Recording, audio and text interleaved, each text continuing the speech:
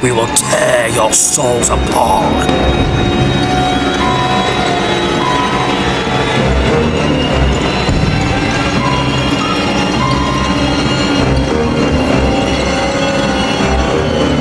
After we mix hit or miss Alien vs. Predator movies, what else could they have done either? Make another crappy Alien vs. Predator movie, or just make a long-awaited Predator or Alien sequel that we haven't gotten yet?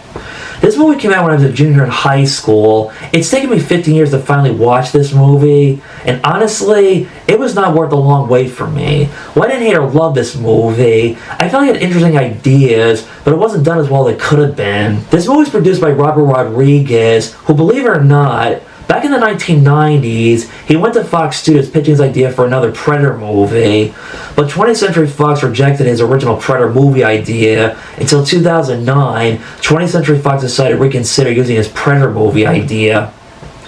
Despite being involved in this movie as a producer and a writer, he didn't direct this movie because he was too busy committed to directing Machete around the same time as this movie.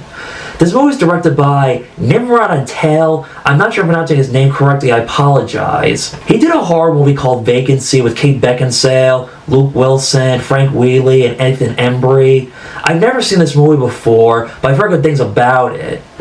The title copy is the same title as Aliens because there's more than one predator they fight in this movie, but not a big army of predators. They fight like 4 or 5, honestly. I wasn't even counting how many predators the characters fought in this movie. Adrian Brody plays Roy as a soldier. He feels miscast in this role again. Great actor Adrian Brody, but not an action hero material unless he was doing a war drama movie. That's different. He's a mercenary anti-hero. It's implied that he likes the lifestyle. He knows how to survive and fight. The movie opens with his character falling down from the sky, where he just randomly comes across people he doesn't know or met before in his life.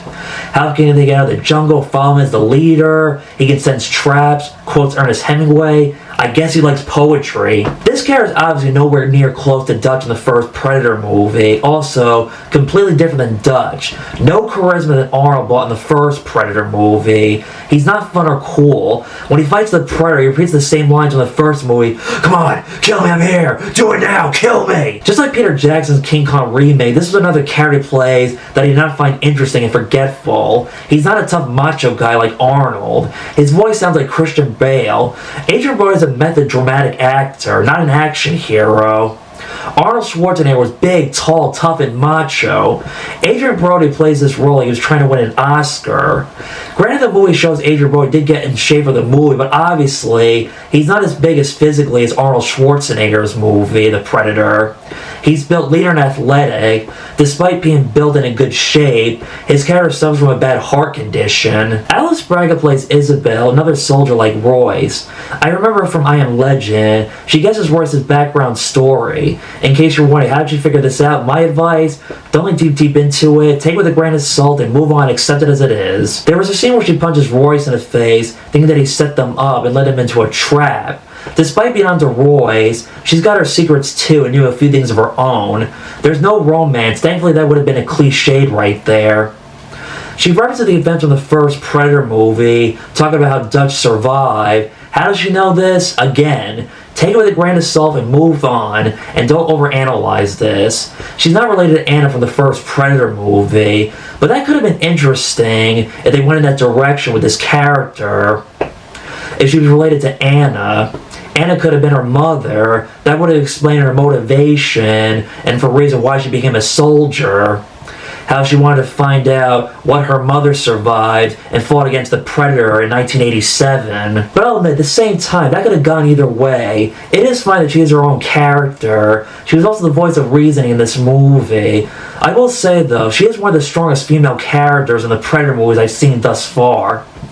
Alice Braga is a good actress. Her acting and physical fights are good. It's just that her character is not memorable or well written as past female characters in the Predator movies. Lawrence Fishburne plays a typical cliche guy who has PTSD and is crazy. His character was abducted years ago. He's been trapped for a very long time. He explained he's been in the jungle for 7 years. He knows how the Predators work. He understands and knows how their weapons have changed and that their technology has got a lot more advanced than human technology. How the Predators have become better killers. There's a little bit of a twist right here. He set up a trap to kill Royce and the others. This character makes him more evil than the Predators. This is the first time I've seen a human being wear a Predator mask and be invisible. It's not explained, but it's hinted that his character might have been a military man. After trying to trap and kill the crew, he runs away and comes across a Predator, and he gets blown away. Boom. They wanted to make a prequel to this character originally, but I'm glad they didn't. He quotes Mac's line from the first movie, stopping the Scorpion from poisoning Royce. Danny Trejo's in this movie. This movie came out the same year as Machete, but this movie came out first before Machete. He gets left behind knowing he was used as bait for a booby trap to kill the others. Isabel shoots him, yet shooting him didn't kill him at all. Danny Trejo is a good actor, but sadly he did not save the movie. He has no character arc, and he was just there to die. That's it. I met Danny Trejo once back in 2016 in Monster Mania. Nice, cool guy, and believe it or not, I'm taller than him. Because his line was so long, I didn't get a chance to interact with him that much as I wanted to. Walter Goggins plays Stan. We learned that his character was on death row, but we don't know why. It's not explained. He says a cheap, funny one-liner joke to Topher Grace's character that when he gets home, he will do so much fucking cocaine, and he wants to have sex with so many women. A dumb, annoying comic relief character that was just dumb and stupid. He had a picture of his sister. His character dies in the movie, and his sister will never get to see him again. Well, he won't be snorting cocaine after all. This guy was a piece of shit dirtbag. They were basically going for the he's a piece of shit but misunderstood, but I still think his death wasn't a loss. I mean, yes, he died saving Adrian Brody's character and others for redemption, but I still didn't care for this character. I've seen better movie characters where they're escaped convicts that were more interesting and misunderstood than this character. The Great Escape, The Shawshank Redemption, Escape from Alcatraz, and Papillon with Steve McQueen and Dustin Hoffman. He felt like a leftover character that was not used in Alien 3 as one of the prison rapists. This movie is a young unknown future Academy Award actor, Mahershala Ali. I'm not sure I'm saying his name right, I apologize, and I probably butchered that name. Just like Billy has possible sense in detecting the Predator, which is not explained. His character dies 40 minutes into the movie. We didn't get to know this character enough for him to die with dignity.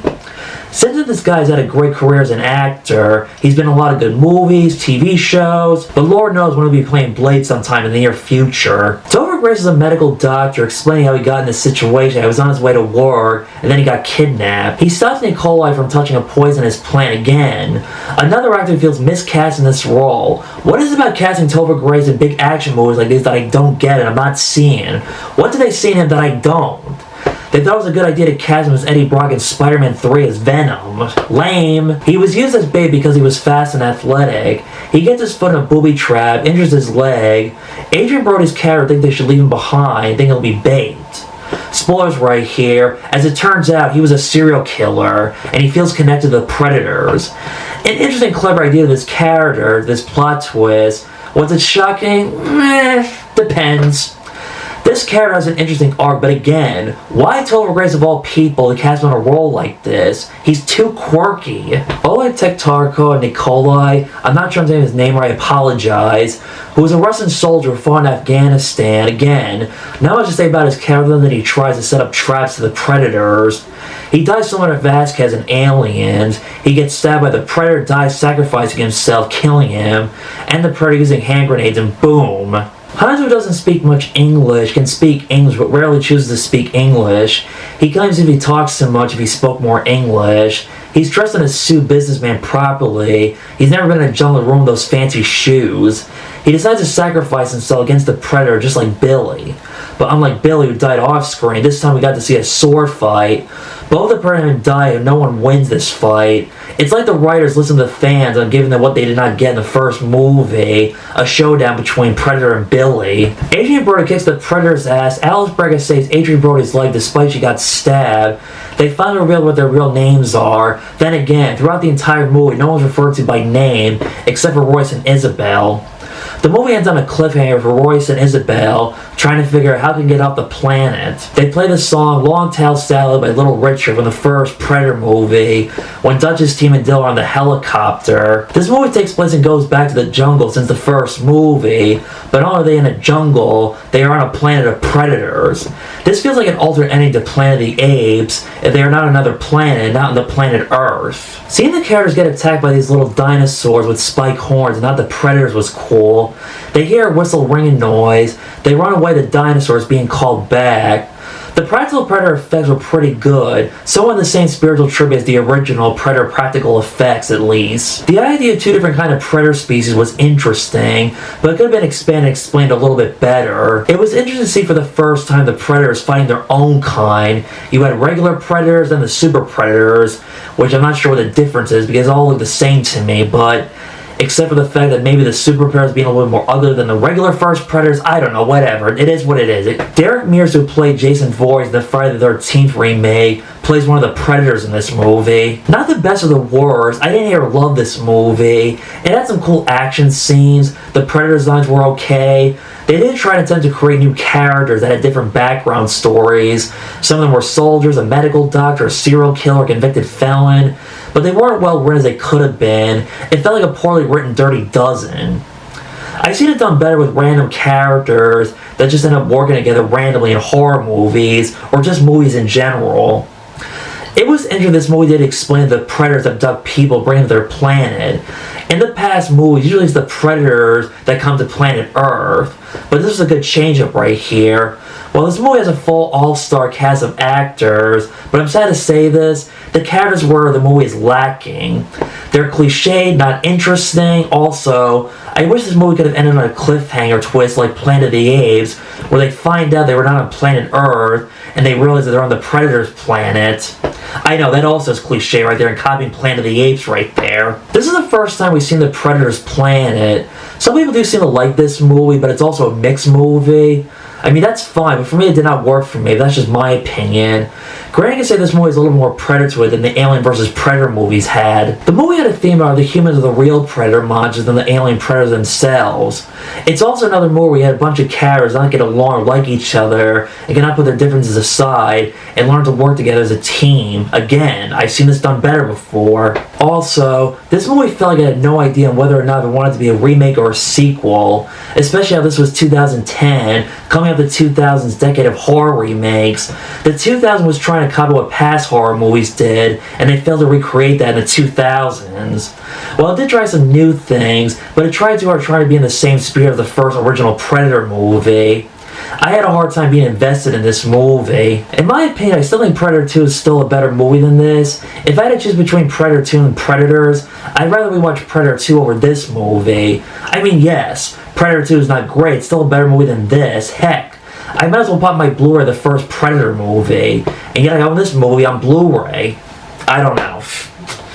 If they made a follow-up sequel to this movie, I wish they could have had the Predators abduct Dutch, Hurricane, Anna, and Leona, who've had experience fighting the Predators. That would have made a lot more sense.